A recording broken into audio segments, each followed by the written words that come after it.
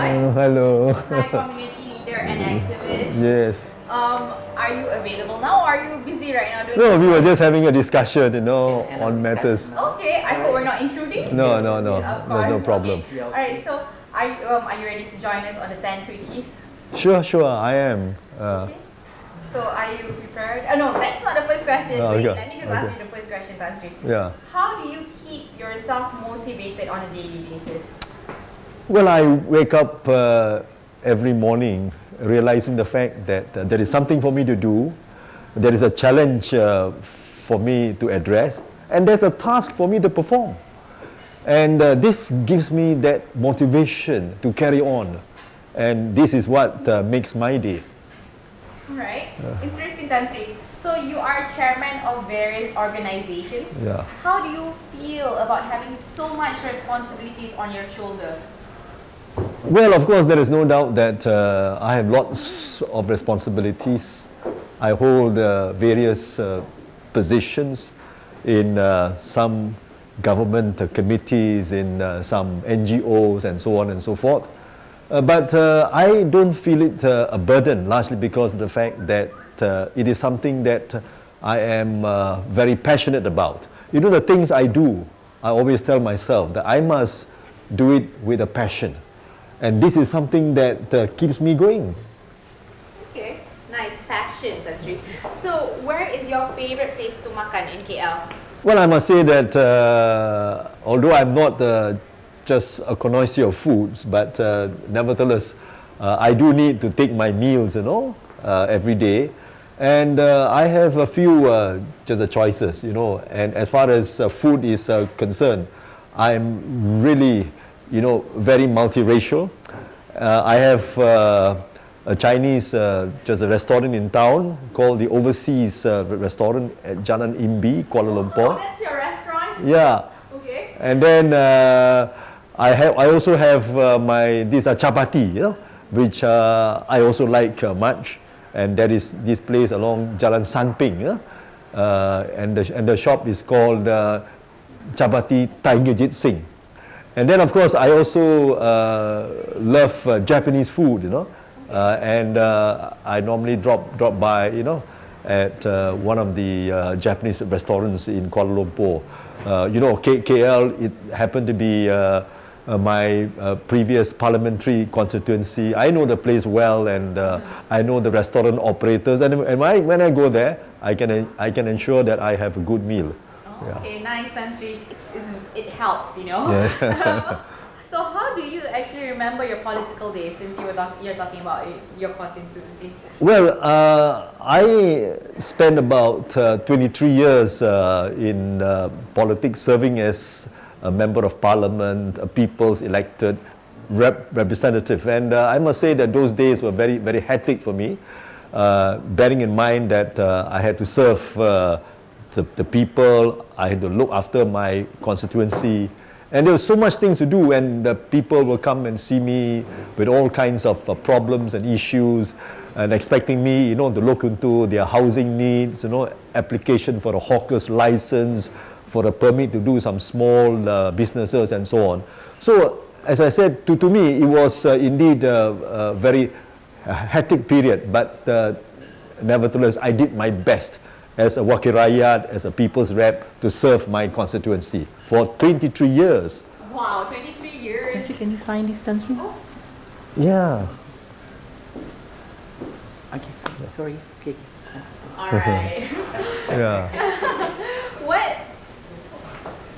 Tell me something about you that most people do not know.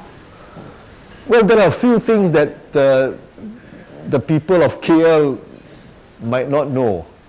And one of them is the fact that I came from a small little town called Menglambu. I was born there, I was born in Menglambu, the place very famous for the groundnuts.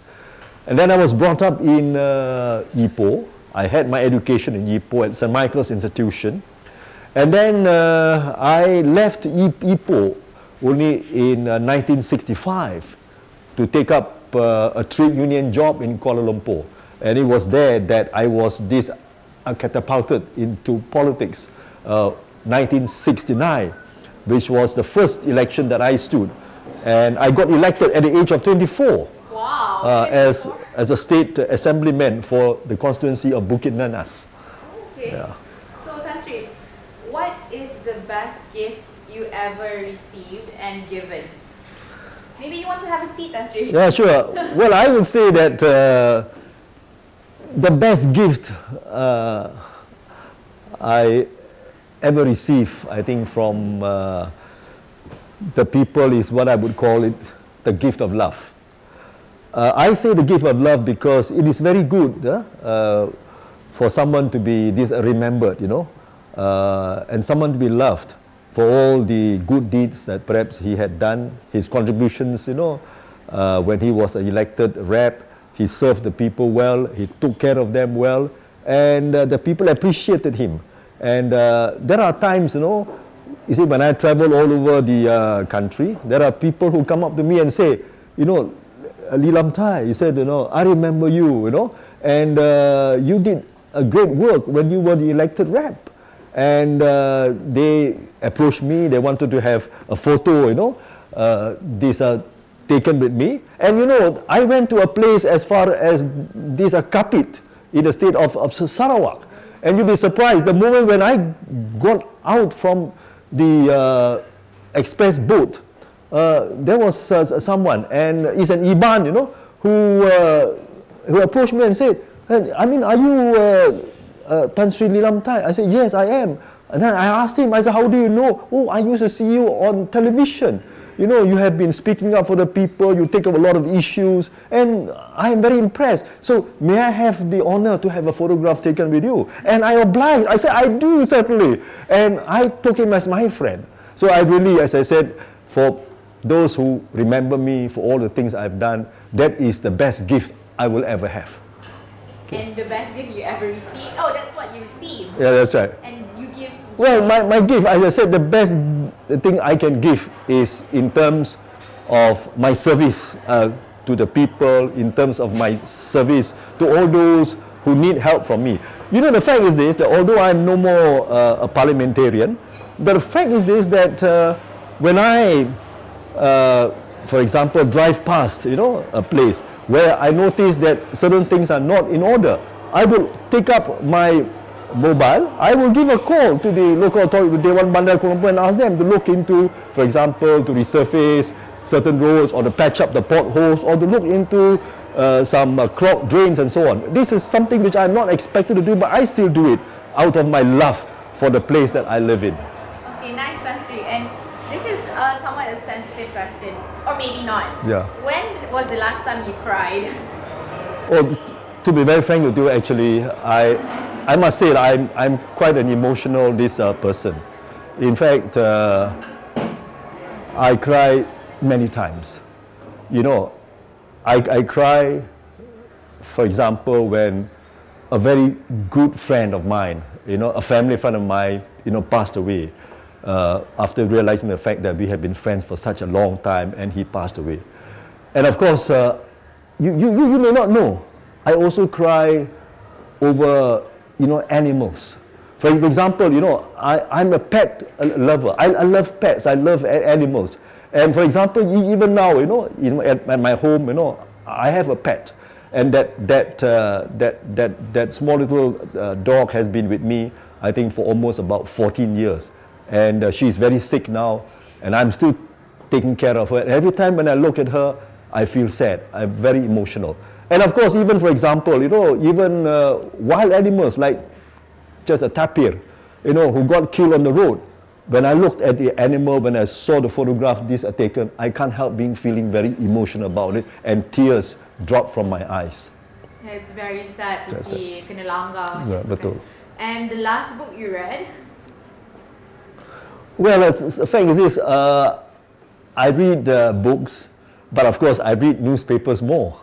For example, the New Straits Times, you know, without fail, every day, you know, I mean, I have a spread of the New Straits Times, the Berita Harian, the Harian Metro, and I take the trouble to read through every page. And this is where I get myself, you know, posted with the latest information. And of course, books, I do read books. In fact, the last book that I read was the blue ocean shift. And of course, even before that, I used to read a lot of books about things that are relevant to me, about occupational safety and health, about the issue of drugs, issue of mental health. These are all things which are of interest to me. And these are things which I will try my very best to advocate for the betterment of the nation. Yes, very much. And Thye, the top 3 reasons why you love Malaysia. Well, first and foremost, let me say, because Malaysia is my home, is my country. I love this country. This is the reason why I can answer that question so well.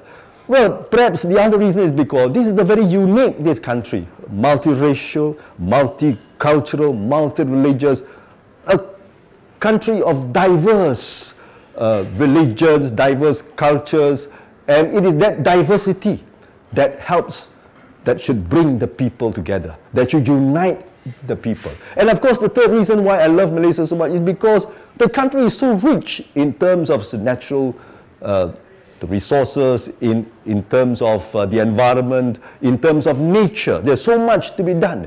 You have Mount Kinabalu in Sabah, and people can go to this Sipadan for the dive. And there are so many other places of interest, holiday maker. This is the reason why many Chinese, for example, Chinese tourists, they come to Malaysia because they love nature. They love the hills, the mountains, and of course they love the Musang King.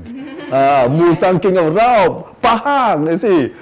Chinese come here for the Musang King.